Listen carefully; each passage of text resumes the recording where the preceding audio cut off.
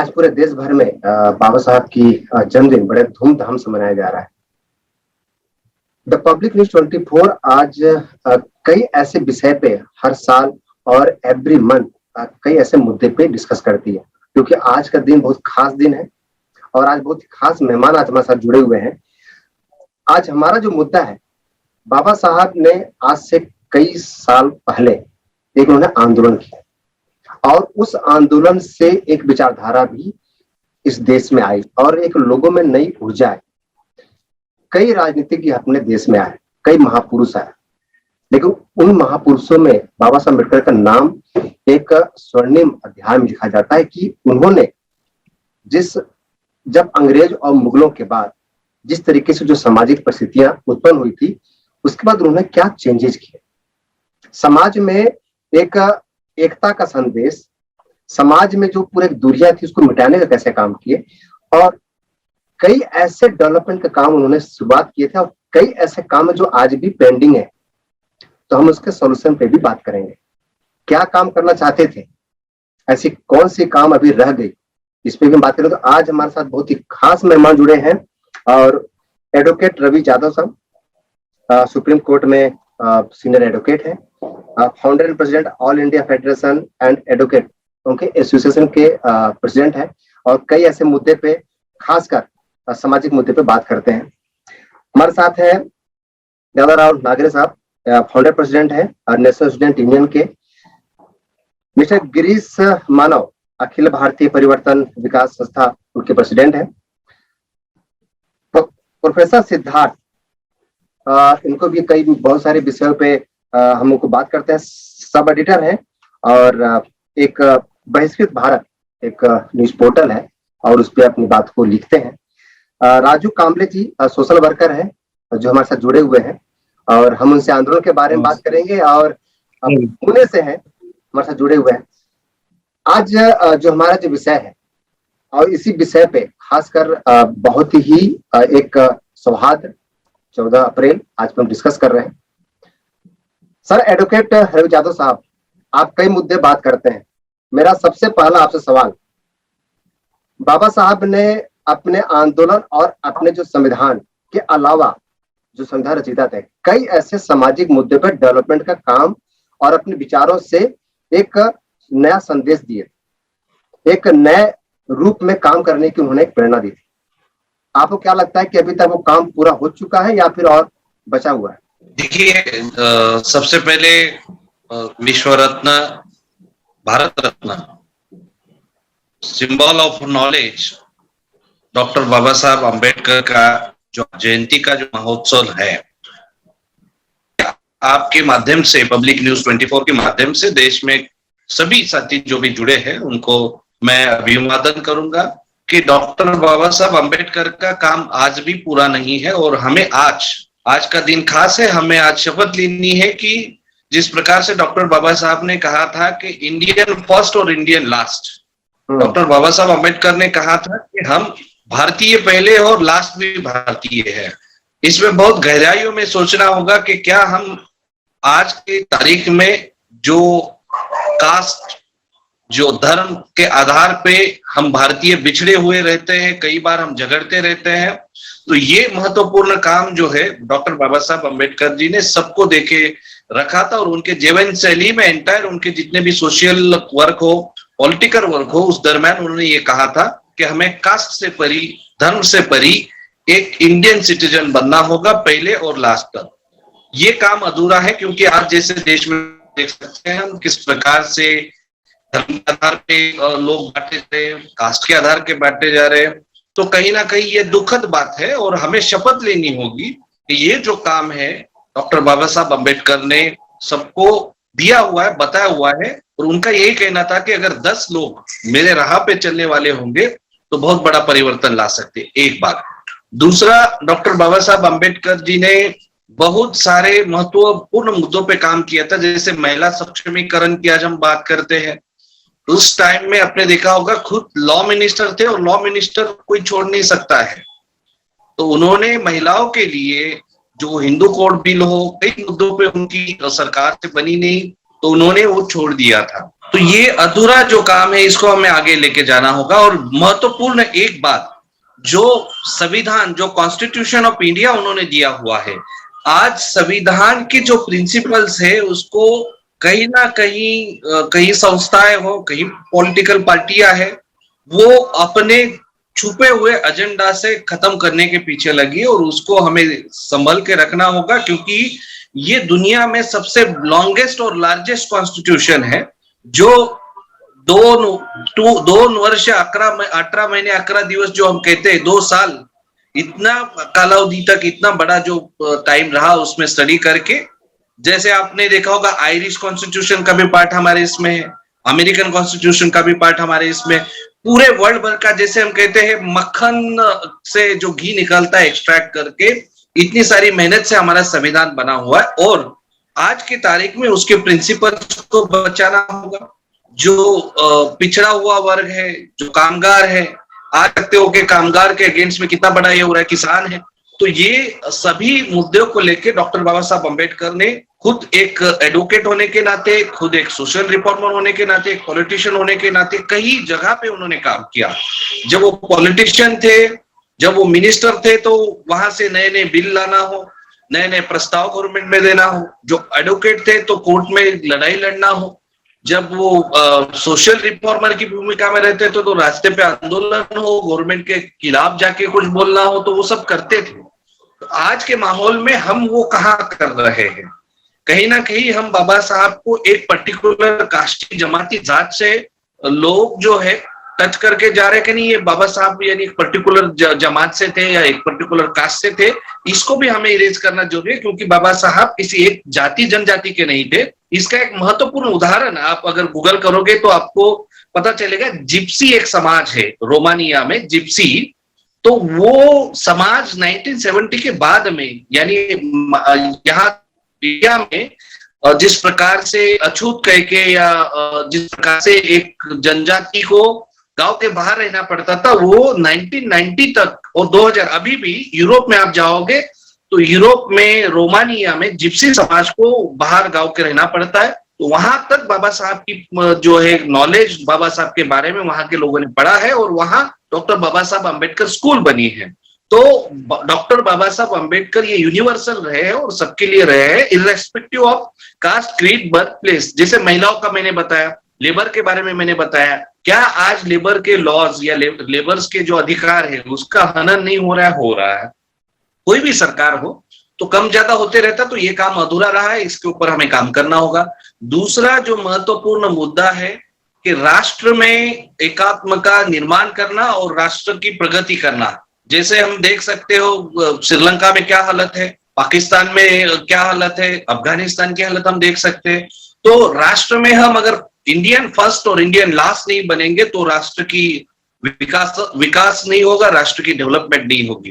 तो आज 14 तारीख को हमें प्रयत्न करना होगा और शपथ भी लेनी होगी कि आने वाले कार्यकाल में डॉक्टर बाबा साहब अम्बेडकर के जीवन कार्य में उन्होंने जो कार्य किया है, उनकी जो दिनचर्या रही है, उससे हमें प्रेरणा लेके कुछ एक हर दिन कुछ नया काम हम करेंगे। इसी से बूंद बूंद से सागर बनता है। तो हर जो जितने भी 125 करोड़ 30 करोड़ जो जनता है, अगर वो डॉक्टर बाबा साहब को समझ लेती है, अपना लेती है, तो देश में बहुत बड़ा बदलाव आएगा और हम भारत एक महासत्ता बनने के लिए, क्योंकि उनका सपना रहा है कि भारत महासत्ता बन सकता है। रवि साहब, मेरा एक बहुत ही शॉर्ट में आंसर दीजिएगा। मेरा वही सवाल है कि आज के समय पे कुछ राजनीतिक पार्टियां एक पर्टिकुलर कास्ट का ही मानती कि यही हमारे भगवान है और हमारे ही है, ये मानते हैं। लेकिन आज 14 अप्रैल को आज देश के हर एक संस्थाएं, हर एक कम्युनिटी, और मैंने खास कर देखा कि कई ऐसे साउथ में, छत्तीसगढ़ में, झारखंड में आज के दिन पे कई ऐसे जो ब्राह्मण समाज के जितने भी एजुकेशनल वाले जो कमेटी है वो भी आज इस पर्व को मना रही है। तो लगता है कि ये जो धारणा बन गई थी कि एक सिर्फ एक पर्टिकुलर कास्ट से बिलोंग करते हैं तो बस उन्हीं के ही है, ये तो पूरे देश के लिए थे। देखिए, डॉक्टर बाबा साहब अम्बेडकर का मैंने जैसे कहा कि बाबा साहब सबके थे, ना किसी पर्टिकुलर ग्रुप के थे, ना किसी पर्टिकुलर जाति जमाती के नहीं थे। उसका उदाहरण अगर आप देखोगे, उनके साथ में चित्रे और आपटे नामक जो ब्राह्मण समाज के हो, जैसे छत्रपति शिवाजी महाराज ने, हमारे यहाँ कहते 18 पगड़ जाति, यानी 18 जातियों से मिला के, यानी छत्रपति शिवाजी महाराज जी के पास शिवा काशिद भी थे, छत्रपति शिवाजी महाराज जी के पास बहुत सारे बहुजन समाज के भी थे, ब्राह्मण समाज के भी थे। तो जिस प्रकार से शिवाजी महाराज जी ने स्वराज बनाया था, उसी प्रकार को डॉक्टर बाबा साहब अम्बेडकर ने, चित्रे हो, आपटे हो, आप अगर हिस्ट्री देखोगे तो कई जनजातियों से, मुस्लिम हो, पारसी हो, इनके सब लोग जो है उनको समर्थन करते थे, उनके साथ में आंदोलन में सहभाग भी रहा है और उनके साथ में कंधे से कंधा लगाकर काम किए हुए। तो वो जो माहौल है, आपको लगता है ना कि कहीं लगता है कि इस चीज को भी हमें आगे बढ़ानी होगी, कि सिर्फ खाली आगे बढ़ानी होगी, देश के लिए थे, हाँ, इसको आगे लेके जाना होगा और हर समाज के व्यक्ति को बताना होगा हमें कि बाबा साहब की ओरिजिनल जो थीसिस थी, ओरिजिनल जो थिंकिंग थी, ये थिंकिंग है। और कुछ समाज के लोग उनको बांटना चाहते हैं और दिखाना चाहते हैं कि पर्टिकुलर एक जनजाति के है, तो उनका विरोध होना चाहिए और हर तरह से उनके खिलाफ में हमें, चाहे वो जुडिशियल हो, सोशल हो, वहां पे हमें बताना होगा कि नहीं, बाबा साहब एक पर्टिकुलर जाति, एक धर्म के नहीं थे, वो यूनिवर्सल थे और वो हर किसी के अधिकारों के लिए उन्होंने लड़ा हुआ है। बिल्कुल, और ये इसलिए उनको महापुरुष बोला जाता है। और ये बात रवि साहब ने बहुत अच्छी बोली है। दादा नागर साहब, मैं इसी बात को आगे बढ़ाऊं, आज के समय पे आपको क्या लगता है कि उनके किन विचारों को हमें आगे लेके जाना है? यदि मैं सॉल्यूशन की बात करूं कि आने वाले 25 साल, ये 75 साल अपने देश की आजादी का मना रहे हैं, 25 साल, आने वाला 25 साल आप देश को कहाँ देखते हैं और किन विचारों को अभी भी हमें आगे लेके जाने चाहिए? सबसे पहले तो बात यह है कि बाबा साहब राष्ट्र निर्माण के सबसे बड़े मसीहा थे। राष्ट्र निर्माण में जितना योगदान उनका रहा है, उतना योगदान मैं नहीं जानता कि उससे बड़ा योगदान वाला कोई होगा। उनके विचार का अगर देखा जाए तो हर टाइप का, सोशल है, पॉलिटिकल है, इकोनॉमिक्स है और बाकी सभी तरीके से उन्होंने सॉल्यूशन दिया है। तो सबसे पहला सॉल्यूशन जो है संविधान है भारत का। भारत के संविधान में सोशियो इकोनॉमिक, पॉलिटिकल सभी टाइप के राइट्स दिए गए हैं। और उसके बाद में आते हैं उन्होंने किए हुए लॉज, जैसे उन्होंने हिंदू कोड बिल लाया था, उस टाइम पास नहीं किया तो बाबा साहब ने राजीनामा दिया था। उसी तरह से ओबीसी का रिजर्वेशन था, उनके लिए भी उन्होंने उसी प्रकार का स्टेप लेना पड़ा। उसी टाइप से जब जब वो अच्छे काम के लिए आगे बढ़ते थे, बिल लाने की कोशिश करते थे, उसके ऊपर बात करते थे, उस टाइम उनको बहुत ज्यादा विरोध सहना पड़ा। लेकिन बात जैसे जैसे दिन चले गए, लोगों को समझ नहीं लगा कि बाबा साहब की जो विचार है वो कितने इंपॉर्टेंस है। अभी रिसेंटली हम देखते हैं कि नदी जोड़ प्रकल्प, यानी रिवर एक दूसरे को जोड़ते हैं ना, अभी बहुत सारे रिवर को जोड़ा गया है। उससे यहाँ का जो दुष्काल था, अकाल पड़ता, तो अकाल का सॉल्यूशन है। उसी तरह से जब वो इकोनॉमिक्स में जाते हैं तो प्रॉब्लम ऑफ रूपी का उल्लेख करना पड़ेगा। प्रॉब्लम ऑफ रूपी की ओर से हम देखते हैं कि पूरा रिजर्व बैंक ऑफ इंडिया का पूरा स्ट्रक्चर उन्होंने इसी ग्रंथ के आधार पे खड़ा किया है। उसी प्रकार ये सोशल है, सोशल में इक्वालिटी लाके उन्होंने बहुत ही बड़ा रिवॉल्यूशन किया है। और धार्मिक चीज पर बोला जाए तो सबसे बड़ी बात है कि उन्होंने बौद्ध धर्म को अपना के पूरे वर्ल्ड का जो सबसे बेहतरीन धर्म कहा जाता है, उसको धर्म नहीं कहेंगे हम लोग, धम्म यानी जीवन जीने की एक प्रणाली है जिसमें शील, समाधि और प्रज्ञा का एक है, उससे जीवन सुखी होता है और हम लोग दुखों से छुटकारा पा सकते हैं। तो ये सब पूरा योगदान जो है, अगर ऐसा देखते हैं तो वो हमारे विकास के लिए बहुत ही ज्यादा जरूरी है। और इसी रास्ते पर हम चलेंगे तो हम महासत्ता बन सकते हैं। गिरीश मानव जी, आप अखिल भारतीय परिवर्तन विकास संस्था है, इनके प्रेसिडेंट है। मैं आपसे एक सवाल करता हूँ, आज के समय पे जैसे अभी एक सवाल आई थी, आने वाला जो 25 साल आप कहाँ देखते हैं और बाबा साहब के कौन से काम आपको लगते हैं कि पेंडिंग है जिसे हमें करना है, उसका सोल्यूशन क्या है? सबसे पहली बात तो सबको जय भीम और बाबा साहब जयंती पर सबको मैं शुभकामना देता हूँ। और जो प्रश्न मुझे पूछा गया अभी मैं उसका बहुत ही सटीक तरीके से आंसर देता हूँ। देखो, आपने कहा कि 25 साल के बाद भारत देश कहाँ पे ठहर सकता है, क्या हो सकता है। तो उसमें अगर बाबा साहब के दृष्टिकोण से देखा जाएगा तो जो बाबा साहब ने एक सबसे बड़ा हथियार दिया है तो वो है कानून। अगर हम अगर हम अगर मैं कहूंगा मेरी भाषा में, तो मुझे अभी भी प्रतीत होता है कि हम सभी कानूनों का जो भी बनाए हुए हैं पार्लियामेंट में, उसका अमल इम्प्लीमेंटेशन कहा जाता है और जो कि ब्यूरोक्रेट्स करता है, तो उनमें कुछ कमी है, उनमें कुछ मूल्यों की कमी है, उनमें मोरल की कमी है, कुछ सिद्धांतों की कमी है। तो ये सिद्धांतों की कमी की वजह से लैकअप हुआ है। नहीं तो आज आप जो बोल रहे हैं कि 25 साल के बाद भारत देश आर्थिक महासत्ता बनेगा, एक विश्व गुरु बनेगा, विश्व को नॉलेज देगा, ये जो बनने का जो भी बाबा साहब ने तो नींव रखी है, तो वो पहले से ही वो पूर्ति हो जाती। क्योंकि अब वो क्यों नहीं हुआ, तो उसके लिए हमारे कुछ छोटे मोटे जो पॉइंट्स है उसकी वजह से हो नहीं पाया है। लेकिन अगर अगर मैं कहूंगा, हम अगर इसी समय से, जैसे कि अभी एडवोकेट रवि यादव साहब ने एक बात कही कि हमें आज प्रतिज्ञा ली, तो मैं उनको उनके इस वाक्य को समर्थन देता हूँ और मैं उनको बोलता हूँ, दादा साहब ने जो भी बात कही उन्होंने भी वो अच्छी तरीके से कही कि 25 साल में भारत देश कहाँ होना चाहिए। उन्होंने सोशल, पॉलिटिकल और उसके बाद इकोनॉमिकल जो रिफॉर्म होने वाले उसके बारे में कुछ रखा है। अगर ये करना है तो उसकी नींव आज अभी से रखनी चाहिए। हमें सबसे पहले इम्प्लीमेंटेशन के ऊपर ध्यान रखना है, उसके ऊपर केंद्रित रखना है। तो मैं कहूंगा, आप जो चाहते हो उसको 25 साल नहीं लगेंगे, उसको कम से कम एक 5 साल के भीतर ही सब हम अचीव कर सकते हैं। प्रोफेसर सिद्धार्थ जी आज मेरा कॉल पे है और सर आपसे सवाल ये है, यदि आज बाबा साहब अम्बेडकर रहते और जिस तरीके से आज पूरे एक राजनीतिक पतन, एक मूल्य पतन जो हमारे पूरे डिस्कशन में आई, जिस तरीके से करप्शन हो रहा है, आज होते तो क्या करते?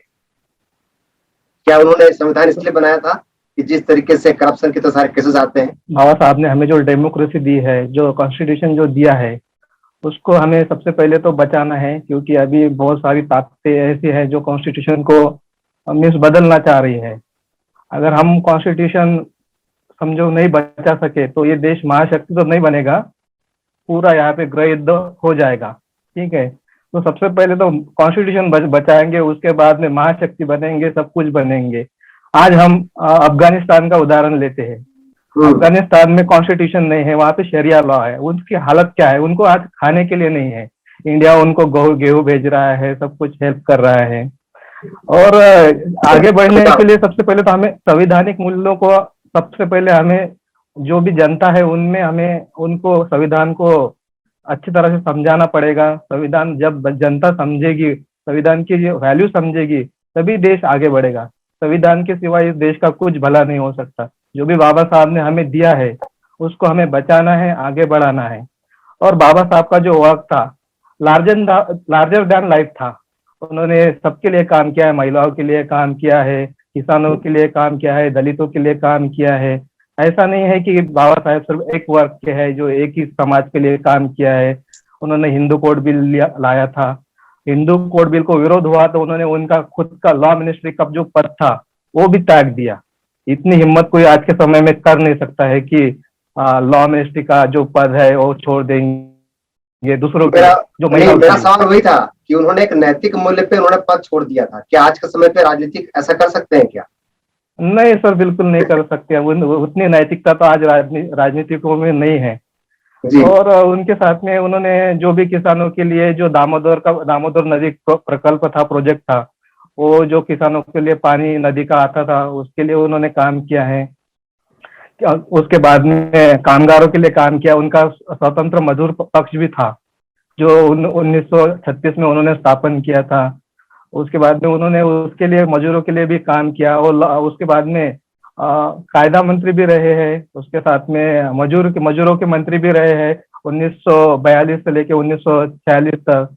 उनका काम बहुत ही बड़ा काम है। और उनको हम महापुरुषों को हमको एक ही फ्रेम में उनको नहीं लाना चाहिए। वो सबके लिए उन्होंने काम किया है। समाज को लिबरल होना पड़ेगा, बाबा साहब को समझना पड़ेगा और संवैधानिक मूल्यों को आगे बढ़ा के सबके साथ आगे चलना पड़ेगा। बाबा साहब ने जिस संविधान को बनाया और उन्होंने एक आत्मनिर्भर जिस नैतिक मूल्य को लेके वो चले और उन्हें एक प्रेरणा दी।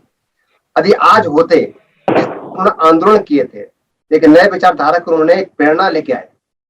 यदि आज के समय पे होते, जिस तरीके से नैतिक मूल्य का पतन हो रहा है खासकर राजनीति में, तो आज होते तो क्या करते? राजू साहब आप बताइए कि आज क्या करते? मैं एक लाइन में फिनिश करता हूं। उनकी एक सेंटेंस है कि वोटर खाली वोटर नहीं रहना चाहिए, लेजिस्लेचर होना चाहिए। अच्छे अगर लोग पॉलिटिक्स में जाके वो अगर सत्ता में जाते हैं और वो मूल्य को लेकर बदलाव लाना चाहते हैं तो ला सकते हैं, क्योंकि बाबा साहब ने कहा था कि वोटर खाली वोटर ही नहीं होना चाहिए, तो लेजिस्लेचर होना चाहिए। और इसके लिए एक जिम्मेदार जी है ना, वो नेता वर्ग है। जो बाबा साहब का आंदोलन था जी, महात्मा फुले से आंदोलन चालू हुआ था, तो बाबा साहब का वो साल था 108 बरस का। तो 108 बरस का जो आंदोलन था, उस आंदोलन से हमें 3 वर्ग मिले थे, 3 क्लास मिले। उसमें से पहला था स्टूडेंट, सेकंड वाला था कर्मचारी, थर्ड वाला था नेता। और स्टूडेंट का क्या काम था? स्टूडेंट ने पढ़ाई करने के बाद उसको जॉब लगेगी, उससे वो कर्मचारी है। लेकिन कर्मचारी का काम है, हमारा जो कर्मचारी है वो क्रीम लेयर कर्मचारी है। क्रीम लेयर इसका मतलब होता है जो दूध होता है, दूध को उबालते हैं तो उसके ऊपर साय आती है। जब वो साय का काम क्या है, जब उस दूध के ऊपर जो कोई कूड़ा कचरा या कुछ गिरा है तो अंदर दूध फूटना नहीं चाहिए, दूध को नष्ट नहीं होना चाहिए, नश्वर नहीं होना चाहिए। ये काम हमारा कर्मचारी का है। जो हमारे समाज पे जो कोई अन्य अत्याचार हो रहा है उसकी लड़ाई जो है तो कर्मचारी वर्ग ने लड़ना चाहिए, क्योंकि उनको आंदोलन के वजह से उनको नौकरी मिली है। नौकरी मिलने के बाद उनको पैसा मिला है, आंदोलन के बदल से मिला है। जो ये पढ़े लिखे लोग हैं उन्होंने समाज का काम करना चाहिए। मुझे इन लोगों में से कोई भी ऐसा जो उससे एक नेता वर्ग निर्माण हुआ था, और नेता भी जो है वो नेता स्पॉन्सर्ड है और प्रोजेक्टेड है। नेता जो है वो स्पॉन्सर्ड और प्रोजेक्टेड है, वो वही आंदोलन का नेता नहीं है, उसे स्पॉन्सर किया गया वो नेता है। अब हमारी जिम्मेदारी है ना, हमारी भी कुछ जिम्मेदारी है कि समाज के लिए कुछ ना कुछ करना पड़े। हमारे लोगों में सबसे बहुत बड़ी समस्या है, हमारी समस्या ही समस्या है, हमें जागरूक नहीं है। हम लोग जो है वो जागरूक नहीं, इसीलिए दुश्मन हमारा वो उपयोग कर रहा है। लेकिन आपने एक बहुत बड़ा एक मुद्दा और एक सॉल्यूशन पे आज आप बात की है, और जो बहुत ही कड़ी सच्चाई है कि हम 14 अप्रैल के दिन ही हम कई नेता बन जाते हैं। ये साल भर क्या करते हैं? एक्चुअली 14 अप्रैल आपने एक बहुत बड़ी बात बोली है कि एक समीक्षा के दिन होनी चाहिए, और हो सकता है कि कई ऐसे समीक्षा पे आपसे बात भी करूं कि क्या हम ऐसे आज एक शपथ लेके और पूरे साल भर उस दिशा में काम करें, किसी भी क्षेत्र में, चाहे वो राजनीतिक क्षेत्र हो, चाहे सामाजिक क्षेत्र हो, शिक्षा का हो, या फिर डेवलपमेंट का, एंटरप्रेन्योर का हो, या एक दूसरे को साथ देके आगे बढ़ाने के लिए हो। और आज के दिन पे उनकी समीक्षा होनी चाहिए। ये आप जो बोले कि 14 अप्रैल को एक बहुत बड़ी दुर्भाग्य है। और प्रोफेसर साहब, मैं आपसे भी एक बात बोलना चाहूंगा। आप तो सर आप लोग अलग अलग क्षेत्रों में बात करते हैं। अरुण साहब वहां पर आज पूरे सुप्रीम कोर्ट में कितने एडवोकेट हैं आप जानते हैं, प्रेसिडेंट हैं। कितनी बड़ी दुर्भाग्य है कि 14 अप्रैल के दिन पे एक ऐसे नाच गाना किया जाता है। एक बहुत बड़ा दुर्भाग्य है, जिसके अरुण साहब ने बहुत ही कड़ी सच्चाई बताई है। तो क्या इस टाइप के प्रोग्राम में क्या समीक्षा होनी चाहिए? क्या इस दिन को एक कि आपने जो हमारे बताए हुए जो नियम थे, जो कानून बनाए थे, और जैसे अभी सर ने बोला कि कानून का पालन नहीं हो रहा है, तो क्या इन विषयों पे साल भर काम क्यों नहीं होता है? सिर्फ 14 अप्रैल के दिन ही जो नेता बनते हैं, क्या उनके ऊपर भी कटाक्ष नहीं होनी चाहिए? क्या उनके लिए भी काम नहीं होनी चाहिए? या उनको बताए कि आपने साल भर में क्या किया है? क्या समीक्षा का दिन नहीं होना चाहिए 14 अप्रैल। मैं आप सबसे सवाल कर रहा हूँ। सबसे पहली बात तो एक है कि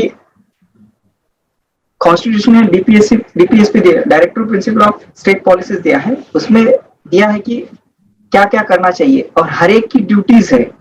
ड्यूटीज के बाहर कुछ भी नहीं करना है। जैसे एमपीस की क्या ड्यूटी है कि वहाँ के रास्ते है, वहाँ का पानी है, वहाँ की स्वच्छता है और बाकी सब चीजें जो एमपी के अंडर आती है वो एमपी करे, एमएलए के अंडर आती है वो एमएलए करे, ग्राम सेवक ग्राम पंचायत के अंडर आती है वो ग्राम पंचायत करे। इस प्रकार लीडर अपनी ड्यूटी ही निभाए ना तो बहुत कुछ होगा। और दूसरी बात, लीडर जो रहते हैं, यानी जो पक्ष के जो अध्यक्ष रहते हैं ना, उन्होंने अगर इनके ऊपर कटाक्ष रखा कि आपका आमदार निधि का जो फंड है, खासदार निधि का जो फंड है, वो प्रॉपर यूज हो रहा है कि नहीं है। तीसरी बात है कि यहाँ की जो ब्यूरोक्रेट्स है यानी कलेक्टर्स है जो बिल पास करते हैं इन लोगों का, तो इन्होंने भी देखना चाहिए कि वहां पे अगर रोड बनती है तो रोड में भ्रष्टाचार हो रहा है क्या, राशन जा रहा है तो राशन प्रॉपर जा रहा है क्या।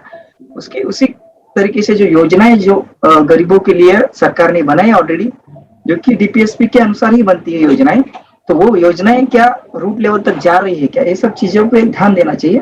और सबसे बड़ा जो जिम्मेदारी है वो हमारा भी है कि हमने भी सवाल पूछना चाहिए। आज जो हमारे साथ जो पैनल में थे पूरे एक सोसाइटी के लिए कई ऐसे मामलों में अपने एक विचार रखते हैं, लेकिन साथ में इम्प्लीमेंटेशन भी करते हैं। और इन सारे मेहमान की जो एक समीक्षा, जो एक 3-4 जो चीजें आई हैं सोल्यूशन पे, आप सबने सुनी। शायद हम इसके ऊपर अगले साल जब हम समीक्षा करें तो सबसे पूछे कि साल भर में हमने क्या क्या किया। तो ये ऐसे मुद्दे हैं, जब हम पेंडिंग इश्यू की बात कर रहे हैं, एवरी मंथ हम अलग अलग विषयों पर आप सबसे बात करेंगे, आपको इन्वाइट करेंगे और इन विषयों पर भी हम आगे बढ़ाएंगे, कैसे हम काम को आगे बढ़ा सके। समाज में कैसे नए लीडर जो आ रहे हैं उनको भी हम लेके आएंगे और वो लोग क्या कर रहे हैं इस चीज को भी दिखाएंगे। बहुत बहुत धन्यवाद आप सबका द पब्लिक न्यूज़ 24 में।